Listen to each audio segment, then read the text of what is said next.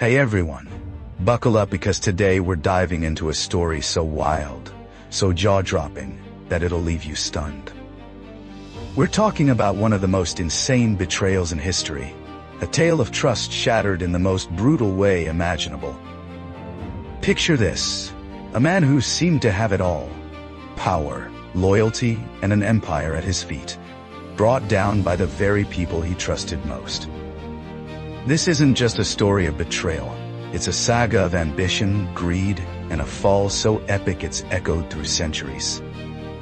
So, let's travel back to the heart of ancient Rome and uncover the shocking betrayal of Julius Caesar, a moment that didn't just change one man's fate, but altered the course of an entire empire. Grab a seat, because this is going to be a ride you won't forget. Let's set the stage. We're in ancient Rome, around the year 44 before Christ. Rome wasn't just a city. It was the beating heart of a massive empire stretching across lands we now know as Europe, North Africa, and parts of the Middle East.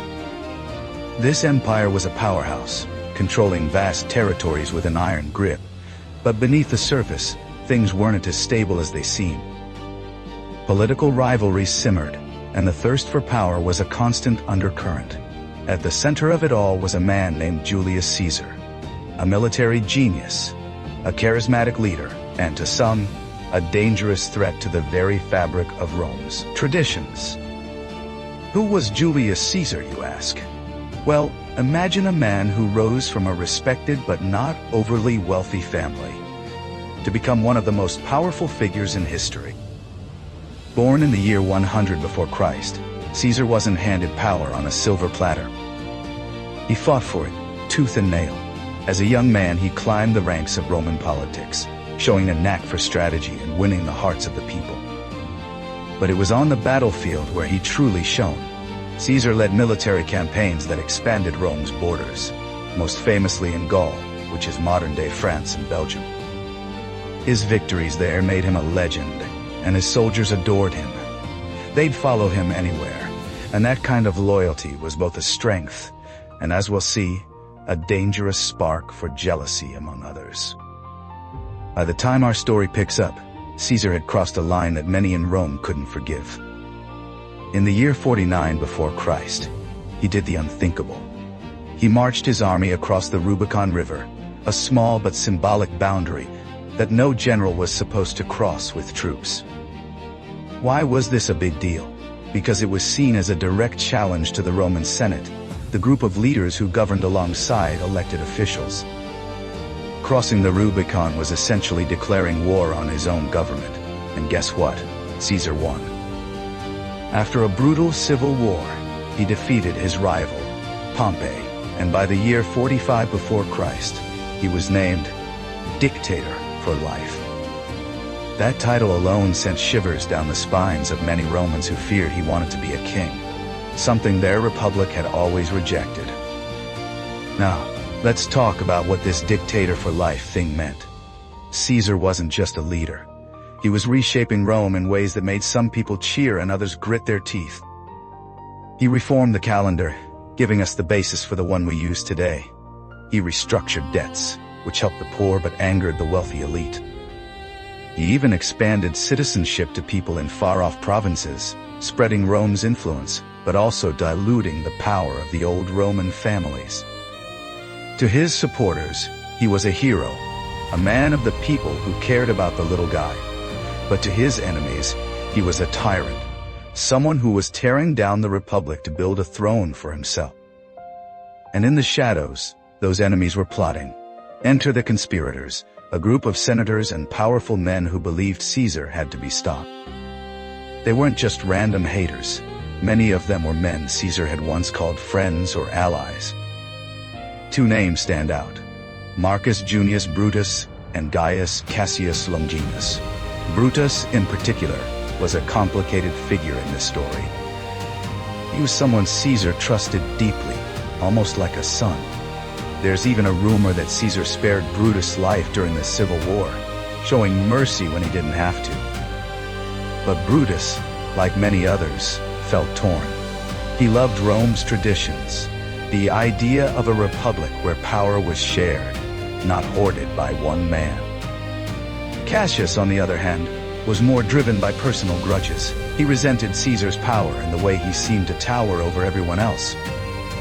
Together they rallied a group of around 60 conspirators, all united by one chilling goal: to end Caesar's reign, no matter the cost. Let's pause for a moment and think about what was at stake here. Rome wasn't just a place. It was an idea, a system built on centuries of tradition. The Republic had its flaws, sure, but it was designed to prevent any one person from becoming too powerful. Senators like Brutus and Cassius saw Caesar as a direct threat to that balance. They feared that if he wasn't stopped, Rome would slide into a monarchy, and everything their ancestors fought for would be lost. But here's the thing: betrayal, especially on this scale, isn't just about politics, it's personal. It's about trust broken in the most painful way. And for Caesar, the betrayal was about to hit closer to home than he could ever imagine. The date was March 15th, in the year 44 before Christ, a day that would go down in history as the Ides of March. Caesar had been warned. Omens, soothsayers, even his own wife, Calpurnia, begged him to stay home that day. She'd had terrible dreams, visions of danger, and in a world where people took signs like this seriously, her fear wasn't just superstition. But Caesar, ever the confident leader, dismissed the warnings. He had enemies, sure, but he also had power, loyal soldiers, and a city that for the most part revered him. Why should he hide? So, on that fateful morning, he made his way to a meeting at the Senate, held in a building called the Theater of Pompey, a massive structure that stood as a symbol of Rome's grandeur. Picture the scene. Caesar, dressed in his finest robes, walks into the Senate chamber. The air is thick with tension, though he might not have noticed. Around him are the senators, some greeting him with smiles, others hiding daggers beneath their togas. The conspirators had planned this moment carefully. They knew they had to act fast, before Caesar's guards or supporters could intervene. As Caesar took his seat, one of the senators approached him with a fake petition, a distraction to get close. And then, in a heartbeat, the attack began. Knives flashed, drawn from hidden folds, and the first blow struck. Caesar, caught off guard, tried to defend himself, but it was no use. There were too many of them, over 20 men, each determined to land a strike. The betrayal wasn't just in the act of violence, it was in who delivered the blows. As Caesar fought for his life, bleeding from multiple wounds, he saw faces he recognized, faces he trusted. And then the ultimate gut punch. Brutus, the man he'd shown mercy to, the man he'd treated like family, stepped forward and stabbed him.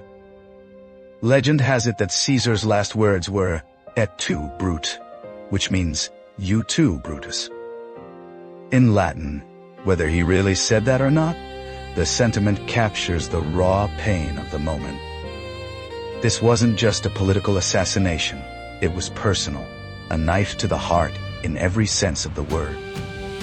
By the end, Caesar had been stabbed 23 times, and he collapsed at the base of a statue of Pompey, his old rival, as if fate itself was mocking him. Let's take a step back and imagine the chaos that followed. The Senate chamber turned into a scene of panic. Some senators fled, others stood frozen in shock. The conspirators, covered in blood, raised their daggers and shouted that they'd saved the Republic, that they'd freed Rome from a tyrant. But not everyone saw it that way. Caesar's death didn't bring the peace or stability they'd hoped for. Instead, it plunged Rome into chaos. The people, many of whom loved Caesar for his reforms and generosity, were outraged. Riots broke out in the streets, and the city teetered on the edge of collapse. But the story doesn't end with Caesar's death. His assassination set off a chain of events that would reshape Rome forever. Caesar had named his adopted son, Octavian, as his heir. And this young man, later known as Augustus, teamed up with Caesar's loyal general Mark Antony to hunt down the cheers, conspirators. Brutus and Cassius didn't get to enjoy their so-called victory for long. Within 2 years, they were defeated in battle at Philippi, a region in what's now Greece, about 1,000 kilometers from Rome. Both men took their own lives rather than face capture.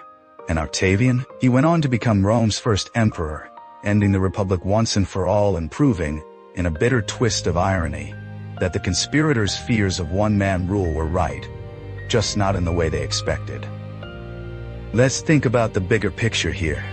Caesar's betrayal wasn't just a personal tragedy. It was a turning point in history. His death marked the end of the Roman Republic, a system that had lasted for nearly 500 years.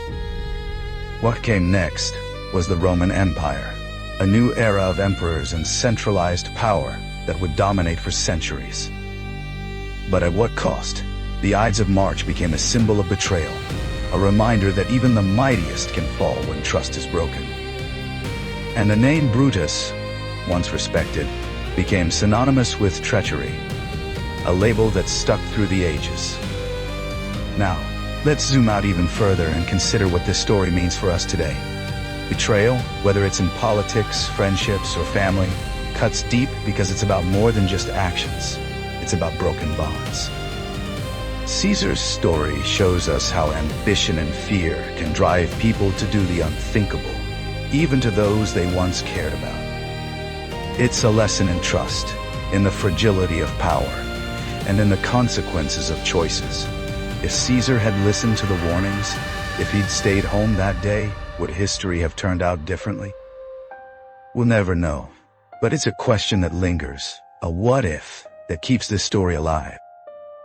As we wrap up this tale, let's reflect on the sheer scale of what happened. Julius Caesar wasn't just a man. He was a symbol of Rome's glory and its flaws. His rise to power, standing at the helm of an empire that spanned thousands of kilometers, was nothing short of extraordinary. His fall, at the hands of those closest to him, was a tragedy that shook the ancient world.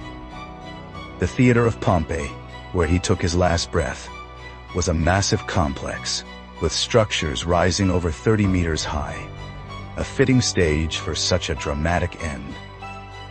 And the legacy of his betrayal, it's worth more than any treasure, priceless in the lessons it teaches us about loyalty, power, and the human heart. So, there you have it, the story of one of history's most shocking betrayals. From the heights of power to the depths of treachery, Julius Caesar's life and death are a reminder of how fragile trust can be. His assassination on the Ides of March, in the year 44 before Christ, wasn't just the end of a man, it was the end of an era. And yet, his name lives on, as does the pain of those final words, whether spoken or imagined. Et tu, Brute. Until next time, stay curious.